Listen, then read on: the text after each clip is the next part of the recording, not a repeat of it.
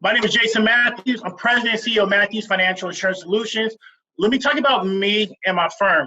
So I started off in the industry in 2004. And in 2009, there was a lot of things happening during the last Great Recession. And upon that time, we saw Wachovia close and Bear Stearns close, and was the biggest financial crisis that we have seen over the last 60-some years.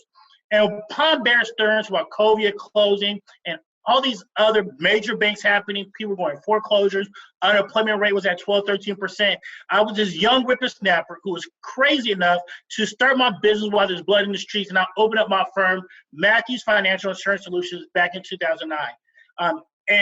Upon that now, we have now been in business for a little bit over 10 years. And I think at times like this, when you're talking to your financial retirement advisor, it is so important that you have somebody who's been through a recession or is a geek towards recessions and economies to help you get through these times.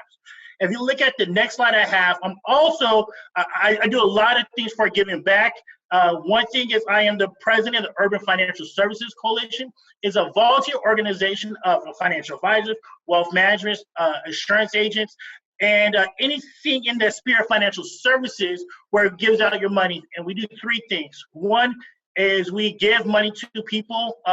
We teach financial literacy in our community. Number two, we get more people in the financial services industry, and then we help them expand their practice.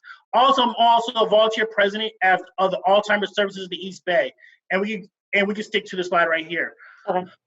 At the same time right now, I'm actually in the top 1% insurance and financial advisors in the world, as I am a $1 Million Roundtable member. 2 years ago, I did write my book, The Age of Self-Reliance. And the reason I wrote the book was I truly feel like this last upswing was a fake upswing that was fueled by fake debt, and we didn't learn our lessons that we had in 2000 and the last financial crisis. And we're seeing that today. And I think it's more important that you talk to a financial advisor today than any other time we have had in history.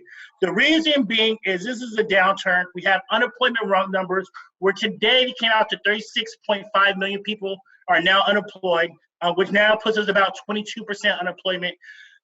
While we're on this call, I just got an alert on CNBC that says Gavin Newsom offer all state employees a 10% cut because now states are having financial issues themselves and having a huge budget deficits on our local municipalities, our county municipalities, state, and even the federal government with all this printing. So it's very important that you understand what's happening in this place. Now, what I always tell people, you go to the next slide, please. And I do get excited, so if you guys put in the chat that I'm talking too fast, please let me know. We can skip this one right here. This is why you have for other meetings. So what we're in right now is I truly believe this downturn. I'm a big football guy and I'm a big sports guy, and this is like when I go to a sporting event and I'm in the tip-off happened, I'm in line, grab my soda, grab my popcorn, my food, and I'm getting down to my seats. We say the game just started. And I truly believe that what we have right now, people think this is going to be some real quick recovery, but the game just started. We're not even in the first quarter yet. And if you look at over the last two downturns, we have multiple, our downturns usually happen for 18 months for our economy. But for most people, those downturns might happen to 2 to 4 years until they fully recover. So upon that, today, because we lower interest rates so much, we print out tons of money. It is more expensive than ever to retire. So that means we have to plan better and be more swiftly upon our planning. So when I do my planning, we break everything down in 4 buckets. First bucket we have is our guaranteed bucket. And we go back to that slide we was just at. Upon the guaranteed bucket is the money you automatically put in. In return, the money you put in, you're going to get a guaranteed income coming out of that bucket. That can happen pretty much in 2 different ways. One is through our Social Security, and the second one, is our Social Security, and the second one is our pension plan. With both of them, we have to be careful. I think Social Security is always going to be there, because I always get this question, will Social Security get away? Yes, Social Security is supposed to eventually run out by 2034. We'll probably eliminate shorter because of lack of FICA and everything else. But what's going to do is you're still going to get your money, but we might have a haircut of 77%. Now, with your pension, we got to be very careful because the pension promise is only as good as the person promised that is able to do it, or the financial stability of who was ever given to us. So we have to be careful and watch the financial strength of that pension. And a great couple sites you can look at, one is Truth in Accounting, where you can pull up your city records a lot of times because most people have pensions now, are government, and you go to truthinaccounting.org. And you can pull up the financial report card of your city or entity, which is very interesting during these times. And then another one is pensionsanami.com, I believe, or .org, which gives you different things about what's happening in pensions throughout the country. And there's a daily articles and blog pieces about that. The second bucket we have is our tax deferred bucket. And the tax deferred bucket say, you know what? I'm not worried about taxes today. I'm going to put this money in there. The money's going to grow tax deferred. And when we pull it out, we're going to pay taxes for this. And for most Americans, this is going to be a 401k plan, our 403b, our 457, or an IRA account. Now, for a lot of us, all our money are in these two buckets for most Americans. But the key to I tell everybody is that you want to stay diversified in your portfolio, not just in conservative, moderate, or aggressive, or making sure we have money in equities and bonds. But we want to be diversified in the tax on our taxes standpoint as well, to have true diversification and to optimize that. So the third bucket we look at then is our tax-free bucket, where you say, you know what, with all this government spending, the stimulus package is extra $2,000 a month you're talking about, I feel like tax rates could go up in the future. If that's the case and you feel like that, you should, what we tell people is we want to diversify a little bit of our money and put it in our tax-free bucket or taxable bucket today. And that could be your Roth IRA, a Roth 401k plan, a 529 plan, cash value life insurance. Those are the items that we can use that could put in that tax-free bucket.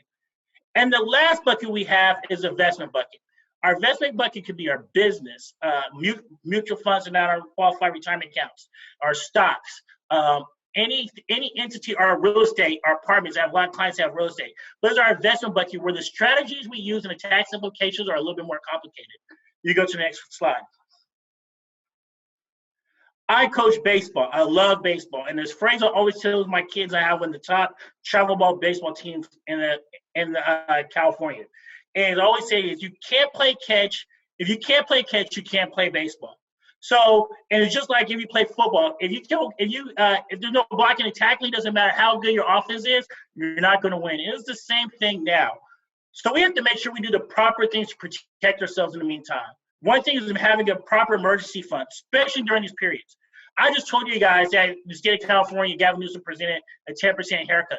I think it's going to be worse on the state, on the county level, and the city level. We have to make sure we have proper health care, whatever that is. Remember, the number one reason people file for bankruptcy in America is still because health care reasons. Even during the last great recession we had, people filed for bankruptcy all because of health care, more than people going in foreclosure. The next thing is income protection. So even though, yeah, I might have my health care taken care of, where they're going to pay the bills for it, I still need to make sure I still have money coming in to put a roof over my head, food on my table, and make sure those things are taken care of. And that's where we have income protection or disability insurance. Now, most of us probably get 60% of our pay through income protection at our job. That's usually just your base salary. But if you're a person who gets paid overtime, or if you're self-employed, or you get paid a lot of sales or commission or a huge amount of bonus, and you live off that basic income, you might have to look at different other ways because that's beyond your traditional income protection. The fourth thing we will look at is long-term care planning. Right? Like I tell you, I'm on the board for Alzheimer's service in the East Bay, and we all think Alzheimer's and memory loss is all when we get older, but oftentimes it's not. And usually I tell people let's plan for this when we're 45 to 50, but we have to look at it. And oftentimes when we hear long-term care plan, we think about insurance, but it's not just insurance. What is our plan? Is it our daughter? Is it our kids? Is it going to be our neighbor? Who's going to take care of us if we ever get sick? What is the lifestyle we have if we ever get sick? Do we want to be at home? Do we want to be at a facility? What is that going to be for us? And I always say, a true retirement plan is not completed unless we have a long-term care plan with it. And sometimes some type of long-term care insurance might be involved with it, but those are things we need to have a conversation with ourselves and our family members. And I work with a lot of women, and that's one thing I see that they've needed the most. And if you ever go to any care facility for people who are older, it's mostly women. It's about a 5-to-1 ratio, oftentimes from women to men. And I think this is something that women should consider a lot more than they do, especially as them being a caregiver. And the last thing is estate planning. And a great thing Lauren talked about estate planning earlier, but if you have a stroke, God forbid, like my grandmother had a stroke, who's going to take care of those financial beings? Who's still going to write those checks out for you? Who's going to make those medical decisions for you? I had a case a couple years ago with an uncle of mine who had a stroke while he was on vacation in Utah, and they had to make the financial decision for him. But the problem with that was there was a conflict between his current wife and his sisters about that. And the sister his wife wanted him to come back out to California, but his sister said, no, we should unplug him. It was a horrible mess. So we want to make sure we have an estate plan, not just when we're sick or we're passing away, but we're living, because guess what? We still got to pay those bills, and we don't want to lose those things while we're sick. So you go to the next slide, please. So when we look at retirement planning, we look at it as two different things. And let me know how many minutes I have left, Nikki. One thing is we have what we call our basic expenses we want to take care of is how much is our basic expenses we need to live on every month. And then the second portion of it is our luxuries and stuff. Maybe I want to go to Paris, even though we're not thinking about traveling right now. Or maybe we want to pay for a kid's college. But those are things, are luxuries that we want to take care of. The basics of our retirement planning is this. We want to cover our basic expenses with our guaranteed money, which can flip to our next slide, right? We want to cover our basic expenses with our Social Security and our pension. And then any other money we have, we want to put that cover that with our shortfall should be covering that portion, whatever that is. So if your basic expense is $5,000, but Social Security and pension covers $4,000, you want to find out what money you have to cover that shortfall. And then the rest of your money, you want it to grow. One for inflation, and inflation is what we call the stealth tax, where the price of things go up. Even though gas is $2.29, I remember when I first got my car, if you gave me $5, I used to drive somebody 15 miles with. They come back, you have gas all weekend. But we know those days are no longer here. So we know that inflation is always going to happen. Yesterday, it was announced that the price of food had the biggest jump we have ever seen in the last 50 years, more than we saw in the Great Depression, over a month-to-month jump in food prices. So we want to make sure our money grows so we can pay for inflation of food and the other basic other things that might grow at the same time, plus those luxuries. You can go to the next slide.